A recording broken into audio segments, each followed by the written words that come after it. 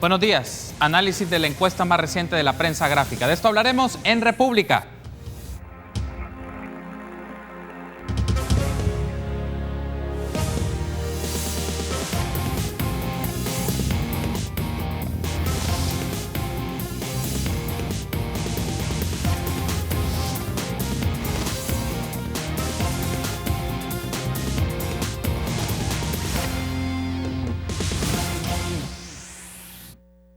Muy buenos días, qué gusto que nos acompañe en una nueva edición de República. Les saluda Carlos Monterrosa, es un agrado que nos acompañe por la mañana de este martes 4 de septiembre del año 2018 para hablar diferentes temas de la realidad de nuestro país. En esta ocasión lo vamos a hacer sobre la más reciente encuesta de la prensa gráfica y analizar estos datos, cómo los podemos interpretar, qué nos puede decir del comportamiento del electorado, de los ciudadanos respecto a los partidos políticos, a las candidaturas a la presidencia de la República y también un poco los perfiles que están en discusión en este momento. Y es un gusto para mí recibir a Edwin Segura, director de LPG Datos. Buenos días, Edwin, bienvenido. Buenos días, un gusto estar acá con ustedes para poder comentar el resultado de la encuesta más reciente, tal como señalabas. Gracias, Edwin, por tomar la invitación y estar con nosotros temprano por la mañana. Y un poco para poner el contexto para nuestros amigos y amigas que nos están sintonizando en este momento en República. El pasado viernes 31 de agosto, la prensa gráfica publicó su más reciente encuesta de intención de voto para la presidencia de la República, en la cual, entre los datos que mencionaba, uno de estos era que el partido Gana lidera con 21.9% de la población encuestada que votaría por dicho partido político para la presidencia. Pero en el transcurso de esta primera parte con Edwin vamos a ir desarrollando los datos más significativos, cómo interpretarlos y cómo analizar algunos de estos aspectos. Pero antes, Edwin, me gustaría que iniciemos un poco el aspecto más metodológico, si lo podemos denominar de esta manera. Sí. Según la información publicada por la prensa gráfica, fueron 1.520 personas encuestadas. Me gustaría saber cómo se diseña la muestra para este tipo de encuestas. Muy bien. Quizá para mi gusto lo más importante para hacer un buen diseño de una muestra que sea representativa de la población, lo primero que hay que tener es un buen marco muestral, ¿verdad? Es decir, un buen listado de dónde obtener las unidades primarias de muestreo. Entonces, quizás uno puede decir, ¿verdad? Bueno, las personas tienen que ser seleccionadas de manera aleatoria y tal, o se lo puede encontrar uno en cualquier literatura sobre encuestas, ¿verdad?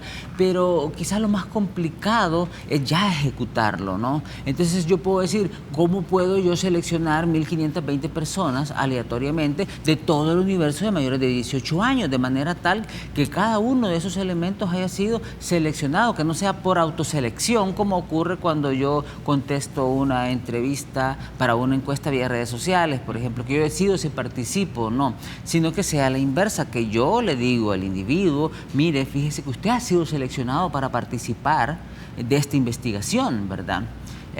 Hay algunos índices de rechazo, ¿verdad? Pero luego es otro tema, ¿no?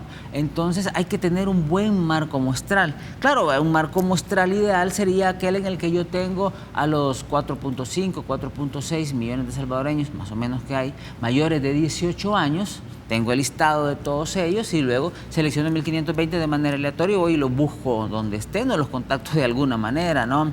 Alguien puede decir, bueno, ese listado existe, es el listado de ciudadanos del Registro Nacional de las Personas Naturales, ¿verdad? Pues claro, ahí está, pero es algo que no tenemos, ¿no? Entonces, ¿cuál es la siguiente mejor opción? Que tal vez no tengo los nombres de los ciudadanos, pero sí los tengo agrupados de alguna manera. Y esa opción sí existe. Existe en la cartografía electoral. La cartografía electoral tiene a los ciudadanos agrupados por centros de votación o lugares de votación o circunscripciones de votación que hay en el país, que están asignados a un centro escolar y hay un listado de colonias que están asignadas a ese centro escolar. Entonces, ¿qué es lo que nosotros tenemos? Tenemos la cartografía electoral. Sí. Y también, entonces, ahí lo que nosotros hacemos es seleccionar de entre todo el universo de centros de votación 120 centros de votación. ¿Por qué? Porque nosotros hacemos 10 entrevistas por punto de muestreo. Cada lugar que visitamos hacemos 10 entrevistas. Entonces, para hacer 1.520 tenemos que hacer 152. Entonces, seleccionamos 152 centros de votación. Y dentro de ese centro de votación seleccionamos una colonia, caserío o cantón, según sea urbano o sea rural. Una vez que estamos en el lugar, ¿verdad?, hacemos estas 10 entrevistas, que ahí ya es una segunda etapa. Es decir, la primera etapa, que es la selección del lugar que vamos a visitar, es totalmente aleatoria. La segunda etapa hay cierta aleatoriedad, pero hay ciertas cuotas que cumplir. Son 10 entrevistas, normalmente 5 mujeres, 5 hombres, y luego distribuidas en 5 grupos etarios que hemos diseñado siguiendo cierto principio, digamos, aritmético y cierto principio sociológico, digamos, ¿no? Para que sea representativo de la población, ¿verdad? Es la técnica que tenemos. Ahora, este marco muestral también está enriquecido con las proyecciones de población que tiene la Dirección General de Estadística y Censo, para generar un marco muestral que nosotros consideramos que es sólido y que nos ayuda a hacer una selección bastante disciplinada y bastante representativa de la población. Ya en función de esta primera intervención que nos ofrece Edwin, de 152 centros de votación, y eso establecen 10 entrevistas por estas zonas para que ustedes puedan tener el número de 1.520 personas. Así es. Ahora bien, viene otro aspecto, que eso se enfrentan las casas encuestadoras en términos generales, sobre todo en el caso del país, es una particularidad. Claro. ¿Cómo se llega a las personas encuestadas? Considerando estas razones, por ejemplo, hay limitaciones reales como la inseguridad en ciertas zonas, hay colonias o espacios en donde no permiten el ingreso a los encuestadores, y cómo se puede trabajar con esas circunstancias para no afectar la representatividad de la muestra y a la vez tener la información lo más cercano posible a la opinión de las personas sobre los partidos, sobre la política y sobre los candidatos. Sí, es un tema delicadísimo. Realmente tenemos, ya estando en campo, tenemos 2 obstáculos. Uno es el de las colonias que están encerradas, ¿verdad? Que, digamos, no es tan importante en términos macros cuando estamos hablando de una muestra nacional, porque los municipios que nos dan mayores problemas están en el área metropolitana de San Salvador, son la capital misma, que ya nos encontramos más o menos como con el 25% de las colonias encerradas, Antiguo Cuscatlán, que anda creo que por el 55% ya de las colonias que están encerradas, ¿verdad? Y el resto porque no se los han permitido, ¿verdad? Entonces, cuando llegamos a esos lugares, lo que nosotros estamos haciendo es seleccionando con anticipación los lugares, y una vez que están seleccionados, vamos y pedimos permiso con la junta directiva para que nos permitan entrar. La mayoría de las veces sí que nos dejan entrar, nos dejan trabajar. Ahora, el problema que tenemos en San Salvador es otros segmentos, no tanto las residenciales, que son casas, sino las que son de altura, los edificios. Eso nos está generando otro pequeño problema en el municipio de San Salvador, ¿verdad? Ahora luego, a la inversa, en los otros lugares donde tenemos dificultad de acceso son aquellos lugares donde hay presencia de pandillas, ¿verdad? La situación es bien grave porque nos pusimos la tarea en LPG Datos de cada vez que llegábamos a un lugar que había sido previamente seleccionado, el de señalar si en ese lugar había presencia de pandillas, tomando como criterio de presencia de pandillas el hecho que hubiese grafitis en las paredes o que pues nos abordaran algunos muchachos ahí haciéndose presentar como miembros de la pandilla, o que nos abordaran, para ponerlo de manera prosaica, los posteros del lugar, ¿verdad? Llegamos a determinar, ¿verdad?, que arriba del 40%, en el 44% de los puntos de levantamiento que visitamos hay alguna presencia de pandilla. De ese 40%, en el 12% nos abordan y hay que hablar con ellos, y a algunos no les gusta, ¿verdad?, pero pues contar con la venia de ellos para poder hacer el trabajo. Normalmente nos dejan, creo que era 7% de los casos nos dicen, váyanse, nos vamos a la colonia más cercana que esté siempre dentro del mismo centro de votación, ¿verdad?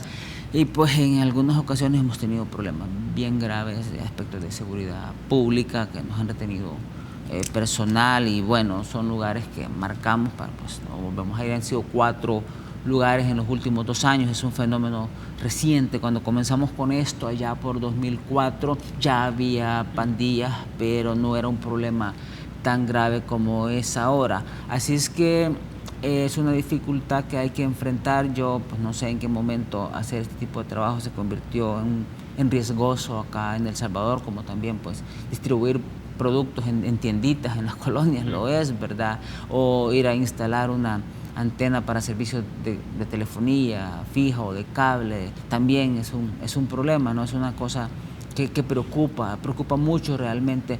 Ahora, desde un punto de vista técnico-metodológico, la muestra no se nos cae, no está contaminada, digamos, el drama es más humano, diría yo. Hay un aspecto también, Edwin, antes de pasar al siguiente bloque, que ya lo vamos a dedicar a ver los resultados, pero partimos de conocer un poco la ficha metodológica para que la gente sepa cómo se trabaja y cómo se elaboran las encuestas y conozca un poco qué realidades también se enfrenta al momento de hacer el trabajo de campo y el levantamiento de esta información. Ahora, un aspecto adicional a esto que quería consultarte, Edwin, es ¿qué otros elementos se pueden conocer o de la descripción de la población encuestada en función de ciertas variables? Por ejemplo, pienso en variables demográficas, socioeconómicas y políticas. Mencionabas que estaba estratificada por grupos etarios, es decir, por ciertas edades, pero también, por ejemplo, a nivel socioeconómico, si ustedes pueden identificar niveles de ingresos aproximados o otras características que puedan ayudarnos a entender el perfil de la población que ustedes encuestaron. Vaya. Como la muestra tiene características de aleatoriedad, en general, todas las características sociodemográficas que son importantes para tener una buena idea de si la muestra es fuerte, tienen que salir por defecto, ¿verdad? Es decir, si yo logro recoger una muestra que es representativa, entonces el nivel socioeconómico o el nivel de ingresos, el nivel educativo, tiene que salir por defecto. No es que yo tenga que forzar la muestra y poner una cuota. Solo hacemos 2 cuotas que son género y de edad, ¿verdad? Ahora, recolectamos la información sobre educación, sobre ocupación, sobre ingreso. Hay 5 variables que son clave para la conformación de la opinión pública y que son elementos diferenciadores. 2, ya los mencionamos, son género y edad, eso sí ponemos cuota. Y los otros son la ocupación, el ingreso, el nivel académico. Ahora, lo que nosotros hacemos es que tenemos una hoja de levantamiento de información sociodemográfica, donde recolectamos esta información, tanto de la persona que nosotros entrevistamos como del hogar y del cabeza de familia, ¿verdad? Recolectamos otra información, como le preguntamos a las personas también, aparte de lo que ya se mencionó, les preguntamos también cuánto consumen de energía eléctrica, cuántas luminarias tienen en la casa, si tienen vehículo o no. También recolectamos la información, esto lo hacemos por observación, sobre el tipo de construcción de la vivienda, ¿verdad? Las paredes, el techo, el piso, ¿verdad? Y luego, con toda esa información, hemos creado un algoritmo en el cual le ponemos una puntuación a cada uno de estos elementos para que nos genere el nivel socioeconómico en el cual está alocado esta población. Entonces, lo que nosotros tenemos es, hay alguna información de censo, de Registro Nacional de las Personas Naturales, con información que nosotros ya conocemos de la población, porque, por ejemplo, le preguntamos siempre la religión y el estado civil, el estado familiar. De esos ya tenemos datos. Entonces, lo primero que nosotros hacemos antes de publicar algo es hacer una prueba de fortaleza de la muestra. Esa prueba de fortaleza de la muestra son todas estas variables que nosotros ya conocemos, ya sabemos más o menos qué nivel académico tiene la población mayor de 18 años, ya sabemos a qué ocupación se dedica, ya sabemos a qué religión pertenece, y ya sabemos a qué nivel socioeconómico está ubicado. Entonces, corremos toda la información y si la muestra que hemos recolectado se parece dentro de los márgenes de error al promedio de las últimas 4 muestras que hemos sacado, nosotros decimos, tenemos una muestra fuerte. Para la última encuesta era una muestra, yo diría, fortísima. Es decir, todo eso nos salió como debe ser. Es decir, cuando la vi dije yo, esta es, a veces tenemos alguna duda, que la ocupación, ¿por qué no salió más esta variable de ocupación de asalariado permanente? A veces nos sale el de una persona que trabaja por cuenta propia un poco más elevado, a veces nos cae la gente por jornal y eso afecta luego el nivel socioeconómico en el que está ubicada las personas. Entonces, pero no, esta muestra última es muy fuerte realmente. Debo de hacer una pausa, Edwin, y dado que ya hemos hablado un poco de la ficha técnica de la encuesta, me gustaría que en el siguiente bloque ya entremos un poco a los resultados en función de intención de voto, qué lectura hace el EGP Datos de esto respecto a las encuestas anteriores que ustedes han realizado. Claro, una pausa, regresamos.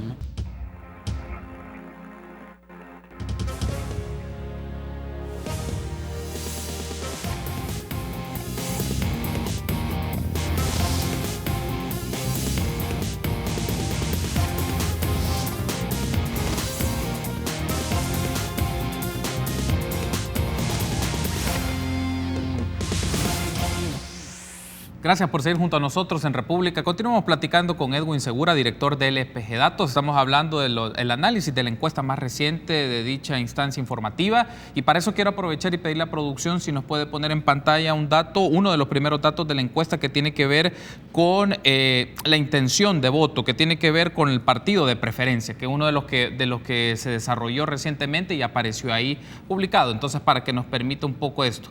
Si las elecciones para presidente fueran el próximo domingo, ¿por cuál partido político, movimiento o candidato votaría usted? Ahí se puede ver, usted lo ve de izquierda a derecha en su pantalla, tomando noviembre de 2017, febrero de 2018 y agosto de 2018. Como aparece ahí, yo les voy a mencionar los datos para que luego Edwin nos haga un análisis de ese resultado, porque fueron tomados en 3 momentos distintos. En noviembre de 2017, Arena tenía una intención de voto del 21.9%, el FMLN de 9.8%, Gana 1.7%, y aquí es mencionado Nayib Bukele con 15.7%. En febrero de 2018, Arena 27.4%, FMLN 12.7%, Gana 2.69%, Nayib Bukele 17.4%. Y en el siguiente, en el último que ustedes ven a su derecha en la pantalla, agosto 2018, que fue la que recientemente publicó la prensa gráfica el viernes pasado, aparece Arena con 17.6%, el FMLN con 8.6%, Gana con 21.9%, Vamos con 0.3% y aparece No Sabe, No Responde 37.5%. ¿Qué lectura, Edwin, podemos hacer de estos datos en función de 3 momentos? Noviembre 2017, febrero 2018 y agosto 2018. Bueno, de esas gráficas, lo primero que creo yo que hay que ponerle un poco de atención es la zona que está gris, que son las personas que no respondieron o que dicen que no saben todavía. Entonces, esa zona que está gris ha crecido, ¿no? Ha crecido un poco. Entonces, uno dice, bueno, no es un poco lo usual, ¿no? Porque la primera gráfica corresponde a noviembre de 2017. Entonces, en ese momento le preguntamos a las personas, ¿verdad? Si las elecciones para presidente fueran el próximo domingo, ¿verdad? ¿Por qué partido político, movimiento o candidato votaría usted?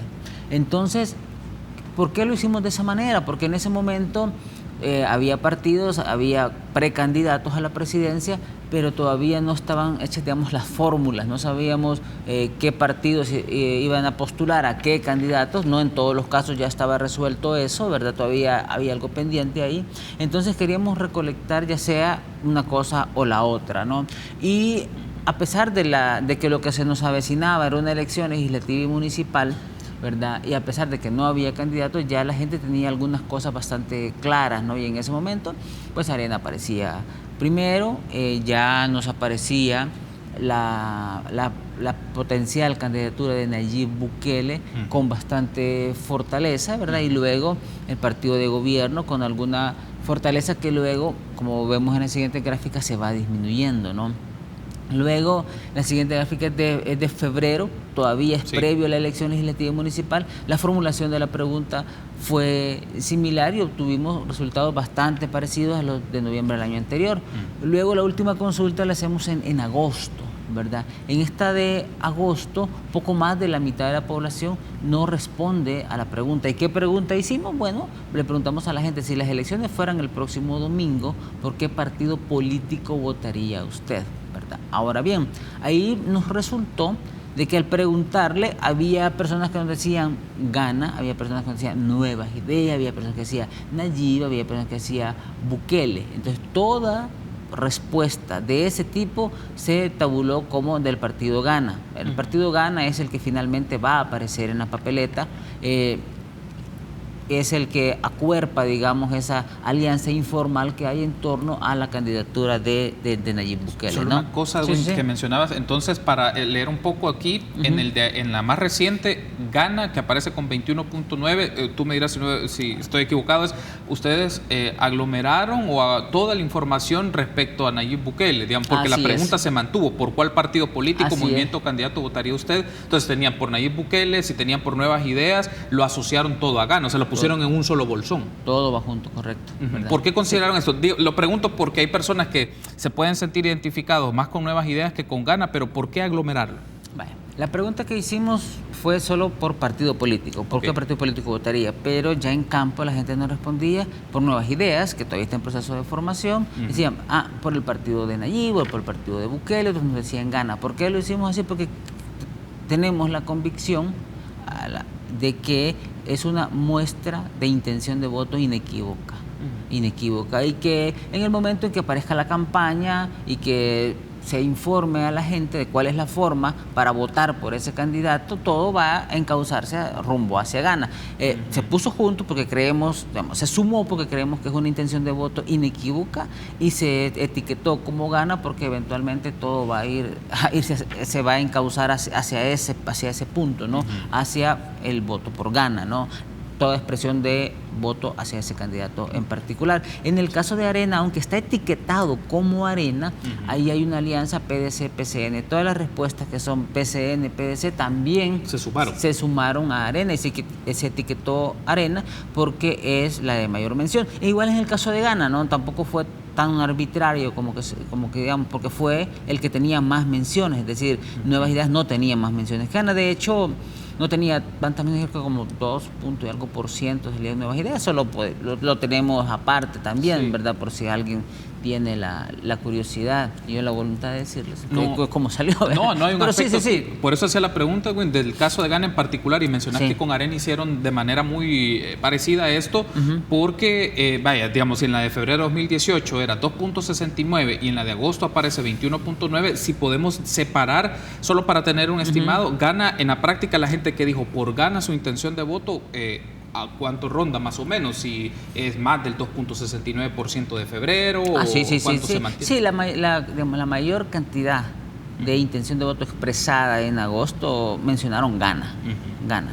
En segundo lugar, Nuevas Ideas, y bastante atrás, era como 2 algo %, y luego el nombre del candidato, ¿no? Como 1 y algo más o menos, pero de ahí muy claramente Gana eso. Y en el caso del partido Arena, porque también si lo leemos desde noviembre, ha venido en disminución, 21.9, 27.4 y 17.6. En este caso, de ese 17.6 que se suma como aglomerado, ¿cuánto representa Arena? ¿Cuánto PCN? ¿Cuánto PDC? Es como Arena era como 15.2%, algo así. Luego el PCN y PDC, yo diría a partir de ahí como que les está aportando muy poco también esa coalición, porque incluso cuando andábamos en municipios gobernados por el PCN, yo esperaba que ahí se manifestara un poco más, digo, pero no, o sea, realmente como que esa coalición ya en el terreno no está surtiendo el efecto que esperaban. Es que realmente no se puede esperar que una conducta aritmética del electorado no sucede así. El hecho, digamos, gobernar un municipio a escala municipal es algo importante en términos electorales, pero no es automático. Es decir, el alcalde no puede venir y hacer un endoso, digamos, ¿verdad? No sucede de esa manera, no ocurre así. Les pongo un ejemplo, ¿no? El hecho de que un municipio como San Salvador, por ejemplo, tiene una conducta electoral para diputados y para alcaldes diferente, vota diferente. Y para presidente también vota diferente. Y hay muchos municipios que tienen la misma conducta, ¿verdad? En el área metropolitana de San Salvador. Normalmente, ya cuando tenemos la elección presidencial, la conducta del electorado no es igual a la que hay en la municipal. Y la principal diferencia es que el electorado para la presidencia suele ser más bipartidista que como lo es cuando está votando a escala municipal. Reparte mucho más el poder municipal y mucho más el poder legislativo, las intenciones de voto, que cuando se está hablando de la presidencia. Debo de hacer una pausa, Edwin. Al regresar me gustaría que en el último bloque hablemos un poco sobre los factores que se tomen en cuenta para decidir el voto, porque fue una de las preguntas que también se hizo, y un poco el tema de los perfiles de los precandidatos. ¿Cuáles consideraría la gente que podría ser el mejor presidente? Y la lectura que se hace de estas cifras. Una pausa, regresamos. Bueno.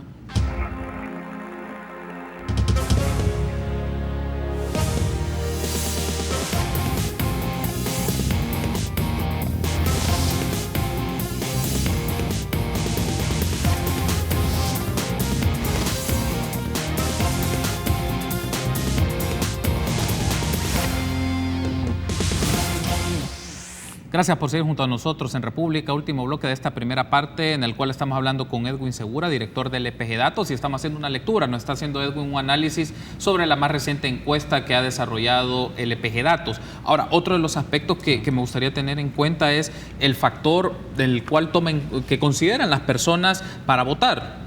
Si tiene que ver con la candidatura, con la propuesta. En ese caso quiero pedir la producción si nos pueden poner en pantalla un gráfico que tiene que ver qué factor va a tomar en cuenta para decidir su voto. Y esto nos puede permitir a nosotros entender un poco mejor por dónde va. Claro, el dato que va a aparecer ahí es al de febrero 2018, pero para efectos y yo les voy a leer un poco las cifras, noviembre 2017, febrero 2018 y agosto 2018 para que lo tengan en cuenta. Lo que aparece en este momento en pantalla es el dato de febrero 2018 y noviembre 2017. El candidato, sí, uno de los factores, el candidato el 34%, esto estamos hablando noviembre 2017, la propuesta el 26.4%, la ideología el 12.2%, el partido el 7.9%. Ahora, si ustedes ven a su derecha de la pantalla, en febrero 2018, el candidato tiene el 35%, en la figura como candidato, que es el que está arriba, no lo ven en color verde. Luego aparece la propuesta el 29.7%, que ven en color amarillo particularmente. El de ideología 10.6%, que ven en color celeste, y luego el del partido es 11.8%, que es el color rojo. Y por último, de agosto, no aparece en pantalla ese dato, pero en agosto de 2018 el candidato tiene 31.4% como factor para votar, considerar al momento de votar. La propuesta el 29.4%, la ideología el 12.2% y el partido el 9.9%. Entonces, en función de esos datos y esas cifras, Edwin, ¿qué aspectos podemos leer o qué aspectos pueden interpretar ustedes sobre uno de los factores a tener en cuenta? Si el candidato, por lo que se ve, es el que determina, o por lo menos es uno de los más determinantes, un tercio, pero también la propuesta es un punto que se toma en consideración por la población encuestada. Sí, la encuesta lo que revela realmente es un fenómeno que ya veníamos observando, ¿no? Es la importancia del candidato para la propuesta presidencial. Entonces, si me lo preguntan a mí, yo digo, bueno, la decisión estratégica clave, la más importante que tiene que tomar un partido político es qué candidato a la presidencia o qué candidato o candidata propone. Esa es la decisión clave, digamos. Una vez se toma esa decisión, todo lo demás va a ser un poco más difícil. Si el partido no tiene el candidato adecuado, todo lo demás, la propuesta, el tono, la forma de la campaña y todo eso va a ser un poquito más complicado, ¿no? Entonces, una vez que ya se establecen eso, quiénes son los candidatos, una vez que ya se miden los candidatos, ya tiene uno una idea de la fotografía electoral, digamos, y cómo se mueve eso es un poquito más complicado. Ahora, la importancia del candidato es capital, porque luego la gente dice, mire, yo creo que lo segundo que me importa son las propuestas, ¿verdad? Ahora, sobre ese aspecto, cuando uno le pregunta a la gente, mire, ¿quién tiene mejores propuestas para combatir la inseguridad o mejorar la situación del empleo en el país o la situación económica? Normalmente la gente menciona al candidato por el cual ya simpatiza.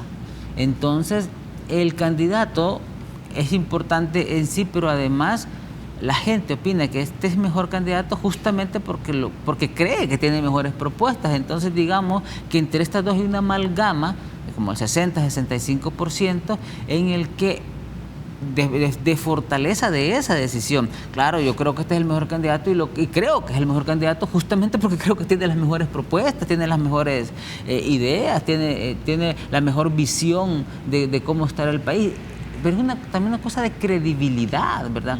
Creo que es honesto, creo que es capaz, que son otros atributos que la gente busca en el candidato. Honestidad, capacidad como atributos más intangibles, que tengan buenas propuestas, ¿verdad? Y por lo tanto, que el candidato sea creíble, ¿verdad? Y una vez que la gente cree en alguien, ya hay una convicción muy fuerte, digamos, ¿no? Entonces esa es la decisión capital y estratégica que tiene que tomar un partido político. Luego el factor de la ideología y el partido viene pesando como un 20-21% en conjunto, digamos, ¿no? Sí. Es menor, pero todavía sigue siendo clave, todavía sigue siendo muy importante. ¿Por qué? Porque un candidato por sí solo está claro que no puede ganar, necesita un buen vehículo electoral, ¿verdad? Claro, alguien puede decir, bueno, los vehículos electorales tradicionales están un poco dañados, apoyados, con baja credibilidad, y eso es cierto, ¿no?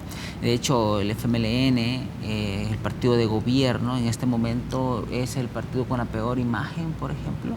Arena es un partido que tiene una imagen bastante deteriorada y le ha afectado muchísimo.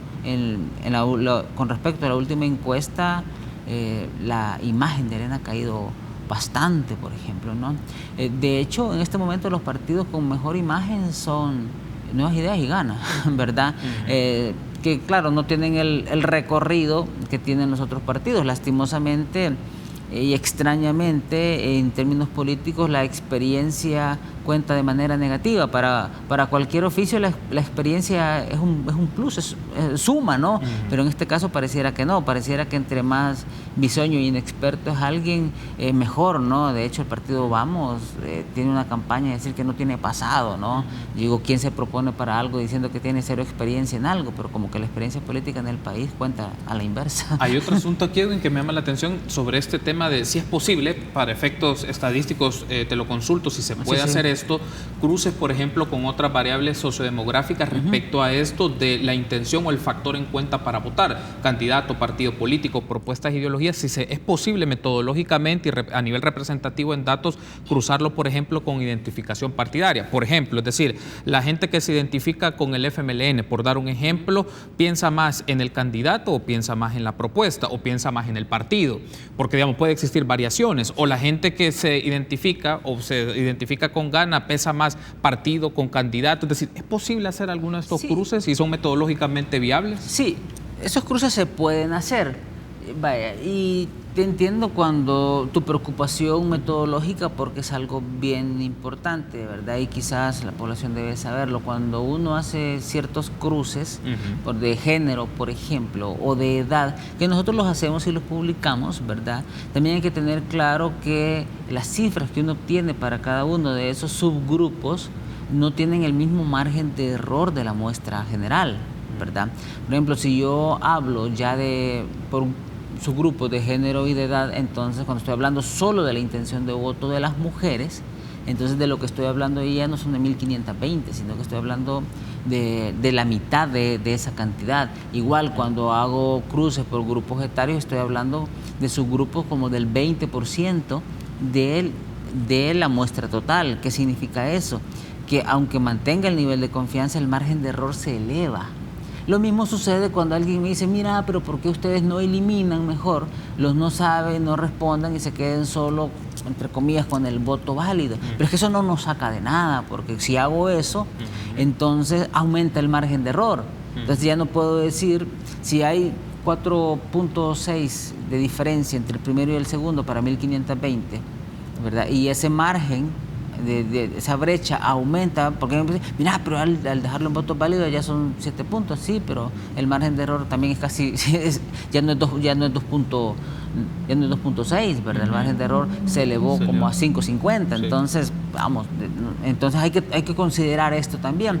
Ahora bien, ¿por qué hacemos los cruces? Porque nos ilustra de alguna manera cómo quedó distribuida la intención de voto que nos dio el resultado final. Entonces, a veces hay elementos que muestran alguna correlación, entonces, y eso es lo que nos parece interesante, valioso, que tiene un valor más ilustrativo. Cuando digo ilustrativo me refiero a que yo no puedo decir de manera inequívoca, por ejemplo, que a más joven, más propenso está el electorado en este momento a votar por el candidato de Gana, pero al hacer el cruce y que lo publicamos, ¿no?, aparece así, es decir, los grupos etarios más jóvenes, en esos grupos la ventaja es mayor y se va reduciendo. Allá por adelantito de los 40 años, incluso Arena pasa arriba, y entre los mayores Arena está arriba, ¿verdad? Entonces ahí se ve bien claramente de que hay una diferencia, digamos, generacional en la intención de voto en este momento, ¿verdad? Igual Arena sale mejor en las zonas rurales, ¿verdad? Es otro cruce que nosotros hicimos en términos, digamos, regionales. la parte occidental y para central está muchísimo reñida, muy reñida, y está un poco más abierto en la zona oriental y en particular en el área metropolitana de San Salvador, abierta a favor del que está en primer lugar. Okay. Ahora, en los estratos socioeconómicos medios y altos, ¿verdad? Está mejor el candidato de Gana, y en los niveles socioeconómicos, digamos, de medio hacia abajo, está mejor la fórmula de Arena. Ahora, una de las cosas que más me llamó la atención a mí es que hicimos un cruce en razón si la gente tiene o no redes sociales. Entonces lo que nosotros le preguntamos a la gente, mire, usted tiene correo electrónico, le preguntamos si tiene Facebook, si tiene Twitter, si tiene Facebook, si tiene Instagram. Luego, si nos dijo que sí en al menos uno de esas preguntas, entonces consideramos que es alguien que tiene acceso a redes sociales, ¿verdad? Es como el 44%, si mal no recuerdo, de personas que tienen acceso a redes sociales. Y entre las personas con redes sociales, la ventaja del candidato de Gana es muchísimo más grande, pero por mucho, ¿no? Entonces, parece que ese es un factor clave, ¿no? Y esta es una elección que yo le llamo pues de transición hacia una realidad que no sabemos cómo va a ser en términos informativos en el futuro, ¿no? Y digo, para bien o para mal, ¿no? Porque las redes sociales brindan acceso a muchas más alternativas informativas, lo cual es bueno, pero muchas de esas alternativas informativas son muy pobres en términos periodísticos a veces, ¿no? Hay mucha noticia falsa, mucha difamación ahí, ¿no? Entonces yo creo que el mismo ciudadano, el mismo elector debe de tener muchísimo más cuidado cuando consulta un medio tradicional que cuando consulta uno que está en redes sociales, porque debe también ser selectivo, pues, en verdad. Edwin, quiero darte las gracias por haberme acompañado y darnos una lectura de estas cifras, de estos datos que ofrece la encuesta más reciente del EPG Datos, y a la expectativa de cuando se haga la publicación. Entiendo que será hasta noviembre Sí, en noviembre estaremos de nuevo en campo, hacemos este ejercicio cada 3 meses, ¿verdad? De momento así está la planificación, y bueno, con todo el gusto del mundo para poder venir acá de regreso y compartir los resultados contigo y con toda tu audiencia. Te agradezco mucho, Edwin, por habernos acompañado en esta primera parte de República y ofrecernos este análisis de estos datos. Permítanos una pausa, continuamos con más.